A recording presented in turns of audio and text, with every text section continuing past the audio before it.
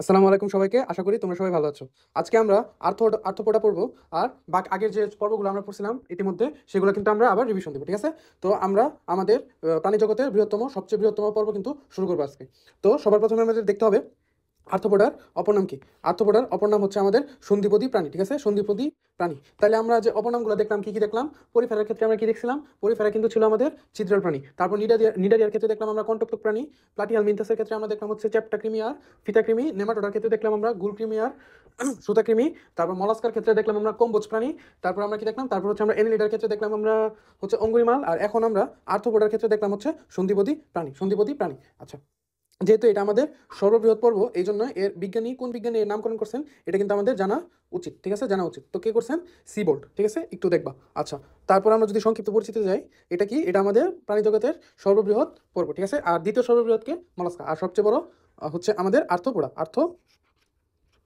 আচ্ছা, তো পৃথিবীর নথিভুক্ত প্রায় 3/4 প্রাণী কি আমাদের হচ্ছে আর্থ্রোপোডা, ঠিক আছে? বা 85% বলা হয়, ঠিক আছে? তো আমাদের 85% প্রাণী কি আর্থ্রোপোডার অন্তর্গত। আচ্ছা, তারপরে এখানে মোট কথা বলা হয়েছে যে এমন কোনো জায়গা নাই যেখানে আমাদের আর্থ্রোপোডা নাই, সব জায়গায় আর্থ্রোপোডা আছে। আচ্ছা, তাইলে আমরা চলে যাই হচ্ছে আর্থ্রোপোডা পর্বের বৈশিষ্ট্য, ঠিক আছে? তো প্রথমেই দেখতে হবে এদের দেহ কেমন। সন্ধিযুক্ত উপাঙ্গ বিশিষ্ট, ঠিক আছে? সন্ধিযুক্ত উপাঙ্গ বিশিষ্ট, তার মানে এদের দেহকে অনেকগুলা উপাঙ্গে ভাগ করা হয়েছে। যেমন মুখ একটা উপাঙ্গ, তারপর এরকম উপাঙ্গগুলা, এবং বক্ষ একটা উপাঙ্গ, এরকম এরকম উপাঙ্গগুলো আছে। এবং উপাঙ্গগুলা কেমন? সন্ধিযুক্ত, তার মানে এদের মধ্যে কানেকশন তো আছেই। এবং তুমি দেখো, তুমি যদি একটা মশা নাও, মশা নিয়ে তুমি যদি টান দাও, দেখো এদের কিন্তু আগে পা গুলা বের হয়ে আসবে, তারপর দেখবে বডিগুলা বের হয়ে আসবে, ঠিক আছে? একদম মানে মানে বোঝা যায় এগুলো কিন্তু সন্ধিযুক্ত, ঠিক আছে? তো সন্ধিগুলা কিন্তু আমরা যদি মশাকে টান দিই, তাহলে কিন্তু আগে সন্ধিগুলা ভাঙবে, অংশগুলা কি হয়ে যাবে? আলাদা হয়ে যাবে। তার মানে এদের দেহ কেমন? সন্ধিযুক্ত উপাঙ্গ বিশিষ্ট। এবং এরা কেমন? দ্বিপার্শ্বীয় প্রতিসম। তার মানে দেখো, আমরা যে প্রতিসমতা পড়তেছিলাম, সব পর্বগুলোর প্রতিসমতা তাহলে কি কি হলো? নিডারের ক্ষেত্রে আমরা দেখছিলাম অরীয় প্রতিসম। তারপর আমরা যতগুলো দেখলাম সবগুলাই আমাদের কি হলো? সবগুলাই কিন্তু আমাদের দ্বিপার্শ্বীয় প্রতিসম হলো। জাস্ট মলাস্কার ক্ষেত্রে, মলাস্কার গেস্টোপোডা বা শামুক ছিল অপ্রতিসম। আর বাকি সবগুলো কিন্তু দ্বিপার্শ্বীয় প্রতিসম। আর জাস্ট নিডারিয়াটা জাস্ট অরীয় প্রতিসম। আচ্ছা, তারপর এদের দেহ ট্যাগমাটায় বিভক্ত, ঠিক আছে? আচ্ছা, আমরা কিন্তু শ্রেণীবিন্যাসের ভিত্তির ক্ষেত্রে পড়ছিলাম আমরা কেঁচো কীভাবে গঠিত হয়, এইভাবে দেখো, সেগমেন্টেশনের মাধ্যমে এইভাবে কিন্তু কেঁচো গঠিত হয়। তার মানে এদের কিন্তু কি আছে? দেখো, এদের খণ্ডকায়ন কেমন? সমান। কিন্তু আমার তো দেখো, কেঁচোর ক্ষেত্রে দেখো এদের খণ্ডকায়ন হচ্ছে সমান, ঠিক আছে? এই জন্য এটাকে কি বলা হয়? এটাকে বলা হয় সেগমেন্ট, ঠিক আছে? কিন্তু ধরো হচ্ছে আর্থ্রোপোডার ক্ষেত্রে কেমন হয়? ধরো এটা একটা সেগমেন্ট হলো, এটা আরেকটা সেগমেন্ট হলো, এটা আরেকটা সেগমেন্ট হলো, ঠিক আছে? তারপর এরকম বড় একটা সেগমেন্ট থাকলো, আরেকটা সেগমেন্ট থাকলো, আরেকটা সেগমেন্ট থাকলো, তারপর এরকম একটা সেগমেন্ট থাকলো, এরকম একটা সেগমেন্ট থাকলো, এরকম একটা সেগমেন্ট থাকলো। দেখো, তাহলে এই যে আমার ধরো এটা একটা আর্থ্রোপোডার একটা যে কোনো প্রাণী, এবং এই প্রাণীর সেগমেন্টগুলো দেখো, সেগমেন্টগুলো কিন্তু সমান না, অসমান। এখানে দেখো তিনটা সেগমেন্ট আছে, ধরো এখানে তিনটা আছে, এখানে তিনটা আছে। তো এই যে এই তিনটা মিলে গঠন করে ফেললো হচ্ছে মুখ, ঠিক আছে? মাউথ। এই তিনটা মিলে গঠন করে ফেললো হচ্ছে বক্ষ। আর এই তিনটা মিলে গঠন করে ফেললো হচ্ছে আমাদের উদর। তার মানে দেখো, এদের দেহ কেমন ছিল? এদের দেহ কিন্তু আমাদের এই কেঁচোর মতো সেগমেন্টেড ছিল, কিন্তু সেগমেন্টগুলো ছিল অসম, ঠিক আছে? তো অসম সেগমেন্টগুলো কি করছে ফেলছে? এরা কিন্তু একটা এরিয়া তৈরি করে ফেলছে। দেখো, এই যে এটা একটা মাউথ এরিয়া, এটা হচ্ছে বক্ষ এরিয়া, এটা হচ্ছে উদর এরিয়া, আর এগুলাকেই বলা হয় ট্যাগমাটা, ঠিক আছে? এগুলাকে কি বলা হয়? ট্যাগমাটা। এটা কিন্তু আমরা শ্রেণীবিন্যাসের ভিত্তিতে পড়ছিলাম, আবার একবার রিভিশন দিলাম। আর তো এটা হচ্ছে কাদের ক্ষেত্রে হয়? এটা কিন্তু আমাদের আর্থ্রোপোডার ক্ষেত্রে এরকম ট্যাগমাটাইজেশন হয়, মানে অঞ্চল তৈরি হয়, ঠিক আছে? অঞ্চল তৈরি হয়, তার মানে আমরা বুঝলাম। আচ্ছা, তারপর হচ্ছে দেখো, এদের দেহে, আচ্ছা, এদের দেহ কি সাধারণত মস্তক, বক্ষ আর উদরে বিভক্ত থাকে। আচ্ছা, তারপর দেখো এদের মস্তকে এক বা দুই জোড়া অ্যান্টেনা থাকে। এই দেখো, তুমি যদি দেখো, এই যে এদের এক বা দুই জোড়া কি থাকে? অ্যান্টেনা থাকে, এক বা দুই জোড়া অ্যান্টেনা থাকে, ঠিক আছে? আমাদের সেকেন্ড চ্যাপ্টারে কিন্তু আমরা ঘাস ফড়িং যখন পড়বো, তখন কিন্তু এগুলো আরো ভালো করে দেখবো, ঠিক আছে? তো এদের কি থাকে? এক বা দুই জোড়া অ্যান্টেনা থাকে। আর কি থাকে? পুঞ্জাক্ষী থাকে, ঠিক আছে? পুঞ্জাক্ষী থাকে। তো পুঞ্জাক্ষী কি? পুঞ্জাক্ষী হচ্ছে একটা চোখ, এই একটা চোখের ভিতরে আরো অনেকগুলো চোখ আছে, ঠিক আছে? একটা চোখের ভিতরে আরো অনেকগুলো চোখ আছে। তো এগুলো আমরা সেকেন্ড চ্যাপ্টারে কিন্তু ভালো করে ডিটেলসে পড়বো, ঠিক আছে? এখন মনে রাখো তাহলে এদের কি কি থাকে? এদের এক বা দুই জোড়া অ্যান্টেনা আর এক জোড়া সাধারণত পুঞ্জাক্ষী থাকে। এগুলো কিন্তু ইম্পর্টেন্ট, ঠিক আছে? আচ্ছা, তারপর দেখো, এদের দেহ হচ্ছে কাইটিন নির্মিত আর নিয়মিত কি হয়? মোচন হয়। তার মানে দেখো, এদের দেহ কিন্তু একটা খোলস তৈরি হয়ে গেছে, ঠিক আছে? একটা খোলস তৈরি হয়ে গেছে। তো আমরা কিন্তু দেখলাম এই যে কাইটিন নির্মিত আমরা কই কই দেখলাম? এই কাইটিন কিন্তু আমরা প্লাটিহেল মিনথেসে দেখছিলাম, এরা কাইটিন নির্মিত। নেমাটোডার ক্ষেত্রে দেখছিলাম এটা কাইটিন নির্মিত। এনিলিডার ক্ষেত্রে দেখছিলাম আমরা কাইটিন নির্মিত। আর্থ্রোপোডার ক্ষেত্রে দেখলাম আমরা কাইটিন নির্মিত, ঠিক আছে? তার মানে প্লাটিহেল মিনথেস থেকে হচ্ছে আমাদের আর্থ্রোপোডা পর্যন্ত সবাই কিন্তু কাইটিন নির্মিত, ঠিক আছে? আর কাইটিন জিনিসটা কি? কাইটিন জিনিসটা হচ্ছে নাইট্রোজেন গঠিত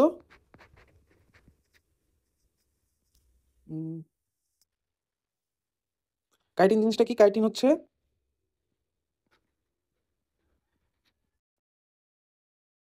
নাইট্রোজেন গঠিত পলিস্যাকারাইড, ঠিক আছে। তার মানে আমরা সবগুলাই কিন্তু মানে প্লেটিনাম মিনথেসের পর থেকে সবগুলাই কিন্তু কাইটিন নির্মিত দেখলাম, আর জাস্ট আমরা মলাস্কার মধ্যে দেখছিলাম ইলাস্টিন নির্মিত, ওইটা এক ধরনের প্রোটিন, ঠিক আছে। আচ্ছা শেষ।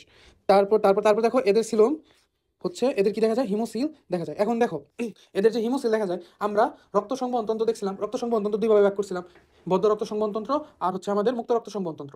বদ্ধ রক্ত সংবহন তন্ত্রে আমরা কি বলছিলাম? এগুলো হচ্ছে এরকম নালীর মধ্য দিয়ে কিন্তু রক্তটা প্রবাহিত হবে। আর মুক্ত রক্ত সংবহন তন্ত্রের ক্ষেত্রে আমরা দেখছিলাম এদের যে কোনো একটা গহ্বরে পড়বে, আর ওই গহ্বরটা কি? ওই গহ্বরটা হচ্ছে আমাদের সিলোম, ঠিক আছে। ওই গহ্বরটা হচ্ছে আমাদের সিলোম।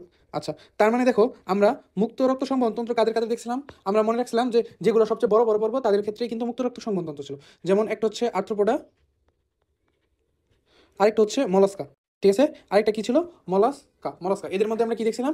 মুক্ত রক্ত সংবহন তন্ত্র দেখছিলাম। তার মানে আর্থ্রোপোডাও কি মুক্ত রক্ত সংবহন তন্ত্রের?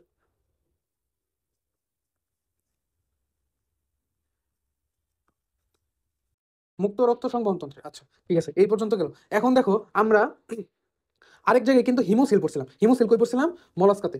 হিমোসিল কই পড়ছিলাম? মলাস্কাতে। এখন তুমি চিন্তা করে দেখো হিমোসিল আসলে কাদের থাকবে? হিমোসিল জিনিসটা কি? হিমোসিল হচ্ছে সিল আসছে হচ্ছে সিলোম থেকে, সিলোম, আর যে সিলোমের মধ্যে রক্ত আছে সেটাকে বলা হচ্ছে হিমোসিল, ঠিক আছে। এটাকে বলা হয় হিমোসিল। এখন তুমি চিন্তা করো হিমোসিল তাহলে কাদের থাকবে? হিমোসিল তাদেরই থাকবে যাদের মুক্ত রক্ত সংবহন তন্ত্র। তার মানে রক্তগুলা কি করছে? নালিকার বাইরে গিয়ে কোনো একটা গহ্বর বা সিলোমে পড়ছে, তাদের ক্ষেত্রে শুধুমাত্র হিমোসিল থাকবে। তার মানে আমরা মুক্ত রক্ত সংবহন তন্ত্র পড়ছিলাম আর্থ্রোপোডা আর মলাস্কা, এবং হিমোসিলও কাদের দেখবো? এই আর্থ্রোপোডা আর মলাস্কার মধ্যে কিন্তু হিমোসিল দেখবো, ঠিক আছে। তাহলে হিমোসিল আমরা কাদের মধ্যে দেখবো? আর্থ্রোপোডা আর মলাস্কার মধ্যে। আচ্ছা, তারপর আসছে হচ্ছে এর পৌষ্টিকতন্ত্র এদের কেমন? সম্পূর্ণ, ঠিক আছে।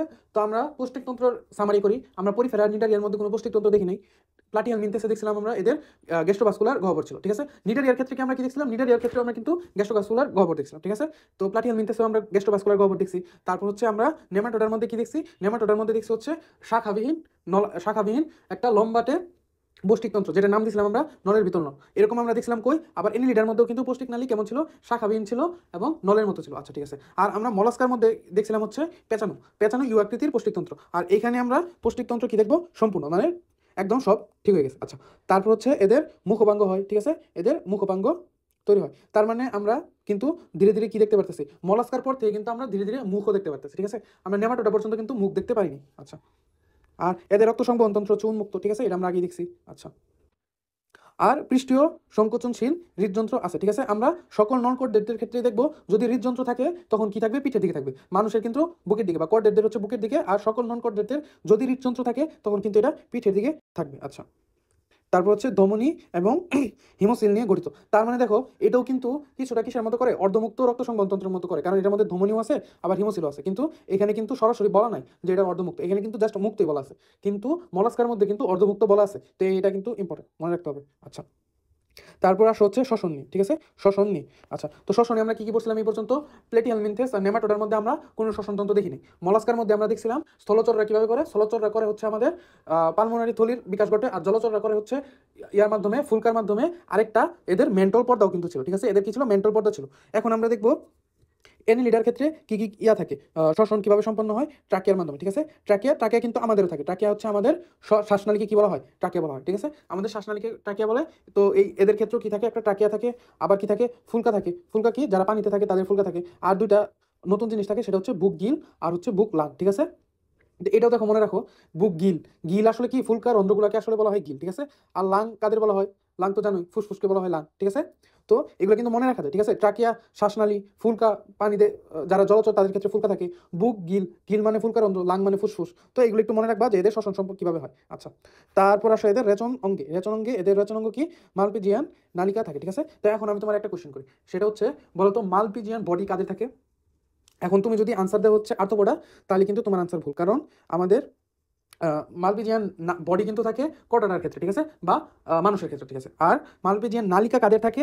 আর্থ্রোপোডার ক্ষেত্রে, ঠিক আছে। মালপিজিয়ান নালিকাই দেখো, এখানে আমি লিখছিলাম, কাটা গেছে। তো মালপিজিয়ান নালিকা কাদের থাকে? আর্থ্রোপোডার ক্ষেত্রে। আর মালপিজিয়ান বডি কাদের থাকে?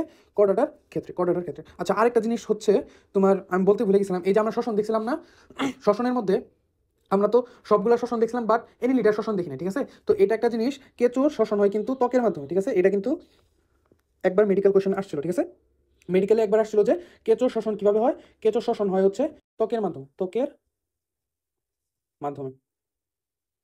আচ্ছা, তো এটা কিন্তু যেহেতু মেডিকেলে কোশ্চেন আসছে তার মানে তোমার এটা জানা দরকার। আচ্ছা, এছাড়াও এদের রচনাঙ্গে কি কি থাকে? কক্সাল থাকে, এন্টেনাল থাকে, মেক্সিলারি আর হচ্ছে সবুজ গ্রন্থি থাকে। এগুলা তোমার মুখস্থ করতে হবে, ঠিক আছে? কক্সাল, কক্সাল, এন্টেনাল, মেক্সিলারি আর হচ্ছে সবুজ গ্রন্থি, ঠিক আছে? সবুজ গ্রন্থি, ঠিক আছে? আচ্ছা, এগুলো মনে রাখবা। আমি মনে রাখতাম হচ্ছে কমাস দিয়ে, ঠিক আছে? কমাস দিয়ে। তো কতে কি কক্সাল, মতে কি মেক্সিলারি, আতে কি এন্টেনাল মনে রাখতাম, আর শতে হচ্ছে সবুজ, ঠিক আছে? এটা দিয়ে আমি মনে রাখতাম হচ্ছে কমাস, ঠিক আছে? কমাস। আচ্ছা, তারপর দেখো এদের অন্তঃনিষেক হয়। অন্তঃনিষেক মানে দেহের ভিতরে নিষেক হয়। নিষেক জিনিসটা কি? শুক্রাণু আর ডিম্বাণু একত্রে মিলিত হওয়ার নাম হচ্ছে নিষেক। এখন এই নিষেকটা যদি দেহের ভিতরে ঘটে তখন সেটাকে বলা হয় অন্তঃনিষেক, আর যদি দেহের বাইরে ঘটে তখন সেটাকে বলা হয় বহির্নিষেক। তো এদের ক্ষেত্রে কি হয়? অন্তঃনিষেক সম্পন্ন হয়। আচ্ছা, তারপর হচ্ছে আরেকটা দেখা যায় হচ্ছে এদের রূপান্তর, ঠিক আছে? রূপান্তর জিনিসটা কি? আমরা লার্ভা দশা দেখছিলাম। লার্ভা দশা কি? ধরো এটা একটা ভ্রূণ, ভ্রূণ পরিস্ফুটিত হইয়া একটা লার্ভা দশায় পরিণত হলো, ঠিক আছে? লার্ভা দশায় পরিণত হলো। এখন লার্ভা দশা হচ্ছে যে পূর্ণাঙ্গ প্রাণী হয় তার থেকে কমপ্লিটলি ডিফারেন্ট, ঠিক আছে? ধরো তোমার লার্ভা দশা এমন হতে পারে যে লার্ভা দশায় একটা প্রাণীর পা হচ্ছে 3টা কিন্তু পূর্ণাঙ্গ অবস্থায় প্রাণীর পা হয়ে গেল 2টা, এরকম হতে পারে, ঠিক আছে? তার মানে পূর্ণাঙ্গ প্রাণী, পূর্ণাঙ্গ প্রাণী আর লার্ভা দশা কিন্তু ডিফারেন্ট, ঠিক আছে? ডিফারেন্ট। এখন একটা হচ্ছে সম্পূর্ণ রূপান্তর, আরেকটা হচ্ছে অসম্পূর্ণ রূপান্তর। সম্পূর্ণ রূপান্তর কি? যে লার্ভা আর পূর্ণাঙ্গ প্রাণী একেবারেই ডিফারেন্ট, ঠিক আছে? মানে কোনো মিলই নেই, তখন সেটাকে বলা হয় সম্পূর্ণ রূপান্তর, কারণ সম্পূর্ণভাবে এরা রূপান্তরিত হয়ে গেছে। সম্পূর্ণ রূপান্তর। আর যদি এমন হয় লার্ভা আর পূর্ণাঙ্গ প্রাণীর মধ্যে মিল আছে কিন্তু আবার পার্থক্য আছে, তখন সেটাকে বলা হয় অসম্পূর্ণ রূপান্তর। আর এই রূপান্তর আমরা সেকেন্ড চ্যাপ্টারে যখন গাছফড়িং পড়বো তখন আরো ভালো করে পড়বো, এখন জাস্ট একটু জেনে রাখো। আচ্ছা, আর এদের লার্ভা দশা কি কি দেখা যায়? লার্ভা, পিউপা, নিম্ফ, এগুলো কিন্তু দেখা যায়, ঠিক আছে? এগুলাও আমরা সেকেন্ড চ্যাপ্টার যখন পড়বো ভালো করে, আরো ভালো করে পড়বো। আচ্ছা, তো আমরা প্রতিবারই কি পড়তাম? ক্লাসগুলো পড়তাম, ঠিক আছে? তো আর্থ্রোপোডার ক্লাস কয়টা? আর্থ্রোপোডার ক্লাস হচ্ছে 13টা, বাট এদের কি আছে? এদের আবার 4টা উপপর্ব আছে। তো উপপর্বের নামগুলো ইম্পর্টেন্ট দেখো, বিশেষ করে বাংলাগুলা। চিংড়ি, শতপদী, তেলাপোকা, মাকড়সা। যেমন কোশ্চেন আসতে পারে শতপদী কোন পর্বের অধীনে আছে, ঠিক আছে? আনসার কি হবে? আর্থ্রোপোডা, ঠিক আছে? আর্থ্রোপোডা। তো এই তো বৈজ্ঞানিক নামগুলা সবগুলো মুখস্থ করতে হবে, কিছু করার নেই। বিশেষ করে আগে তোমরা বাংলা মুখস্থ করবা যে এই আর্থ্রোপোডা পর্বের প্রাণীতে কি কি বাংলা নামগুলো আছে, ঠিক আছে? বাংলা নামগুলো আছে। তারপর তুমি মুখস্থ করবা, দেখো এপিসিন্ডিকা তোমার মুখস্থ করতেই হবে। শতপদী আচ্ছা বাদ দাও, চিংড়ি তোমার মুখস্থ করতেই হবে। তারপর হচ্ছে এটা তো করতেই হবে, ঠিক আছে? তো এগুলো মাছিরটাও করতে হবে, মুসকা ডোমেস্টিকা, ঠিক আছে? এগুলা করার পর বাকিগুলো যদি তুমি নাও পারো, মানে পড়বা আর কি, চেষ্টা করো। চেষ্টা তো আর ক্ষতি নেই, চেষ্টা করলে তো ক্ষতি নাই, না পারলে না হয়েছে, কিন্তু চেষ্টা করবে, ঠিক আছে? তাহলে দেখো আমরা আমাদের সর্ববৃহৎ পর্বের প্রাণীগুলো দেখে ফেললাম, সর্ববৃহৎ পর্ব দেখে ফেললাম আমাদের আর্থ্রোপোডা, এবং বাকিগুলো কিন্তু আমরা দেখো আমরা যখন পর্বগুলো পড়তেছি তখন কিন্তু আমরা বাকি পর্বগুলো কিন্তু রিভিশন দিচ্ছি। তার মানে তোমাদের কিন্তু বাকি পর্বগুলো কিন্তু জর্জর হয়ে যাচ্ছে, ঠিক আছে? তো ভিডিওগুলো দেখতে থাকো।